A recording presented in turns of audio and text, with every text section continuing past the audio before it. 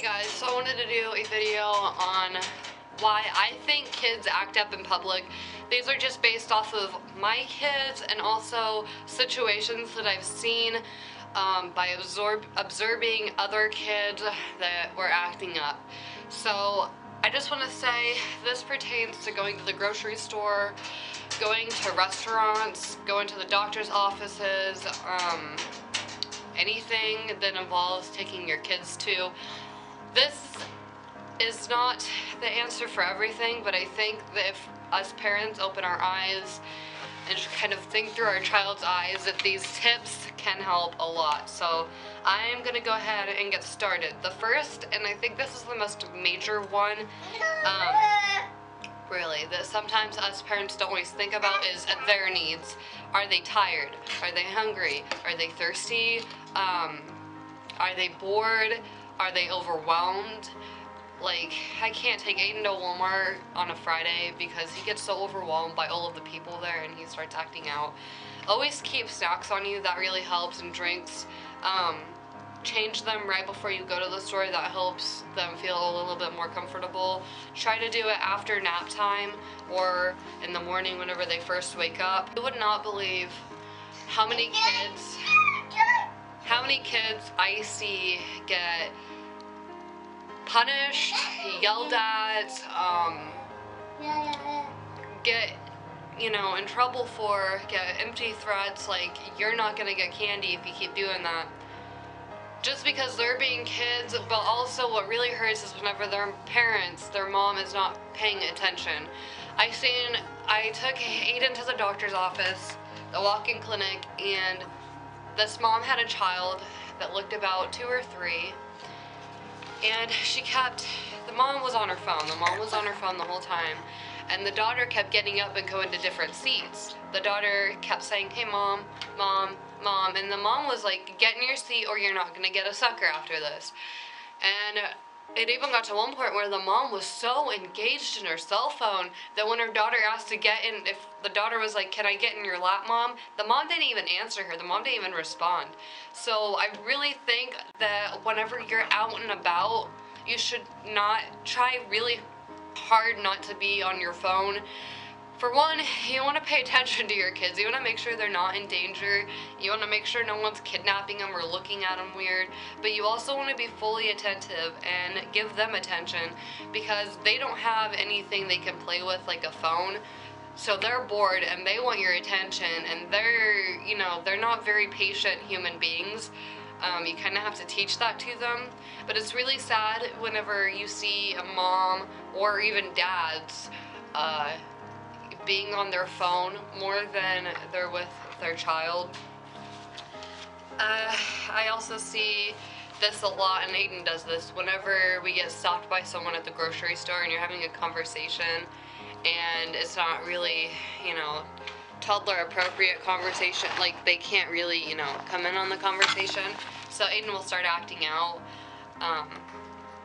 So some tips I have for people is to, at the grocery store, get them involved, have them scan items at the self-checkout, say, if they're old enough, say, "Hey, can you help me? Let's see if we can find hot dogs, let's see if we can find cheese, let's see if we can find blah blah blah." Or just ask them, "Hey, what do you want for supper? What do you think we should get? How are you feeling right now?" Having them also throw things, like if they still sit in the seat part, have them put things in the back that aren't breakable. Like, is it really gonna hurt a package of ham to get thrown to the back? No. And they feel like they're equally important. At the offices or just, being out and about, don't get on your phone. Whenever you're going out to eat, talk to your child about their day, talk to your child about their favorite colors, because that changes every single day. Sorry, Andrew's moving the table. Ask them what their favorite movie is, etc. Just talk to them. You don't need to be on your phone. You have your child right there. Get on your phone whenever your child is taking a nap. If you really need to get on your phone, wait until your spouse is there and maybe you guys can take turns. I'm not saying never get on the phone when your child is present, but especially whenever you're out and about, their toys aren't there, they don't know what to do with themselves because they're so bored. Just try to stay off your phone. Bring a book, bring a toy for them, bring something for them. read to them, keep them involved, let them explore. Let's just try to remember that kids are kids. Do not expect them to sit still, because that's just not going to happen. That is going to stress you out, and that's going to stress them out, and they're going to want to test you. Let them explore their surroundings. If they want to walk around the doctor's office and look at all the chairs, say, how do those chairs feel? Do they feel rough? Do they feel smooth? Can you go under the chair? Can you go above the chair? Because that also teaches them, and that allows them to explore. The way kids learn is through exploration, and that's very important. You don't want to restrict them at all. Obviously, don't let them, walk into fire. Don't let them do something that's against the rules, but don't expect something so highly of them. I know as an adult, I can hardly sit still half the time. I'm a very active person. Especially if I don't have a cell phone to keep me entertained or a book to keep me entertained. I think we just need to remember that they are kids, they are not us, and they still have so much energy. They have so much energy, and they have so many feelings that they are still trying to figure out. Like Andrew, if he is tired, he's gonna cry because he doesn't know any other way to tell me his needs. Aiden, if he is tired, if he is overwhelmed, if he has a lot on his mind, or he's stressed out, he's gonna start screaming and acting up. Why? Because that is how he knows how to communicate. And if your child is acting up in the store and you've tried everything and your child's not tired or anything, try saying like, how are you feeling? Just walk them through it. I guarantee if you try these steps and your child is not tired or hungry, they will be better. And really try to pay attention. If they're acting up at Walmart and every Friday, but they're fine on Monday, but they're acting up every Friday, don't go to Walmart on Friday, because obviously that's stressful. If they're acting up at restaurants because they're that hungry, bring a snack. Don't expect them to eat the whole meal, because they're, I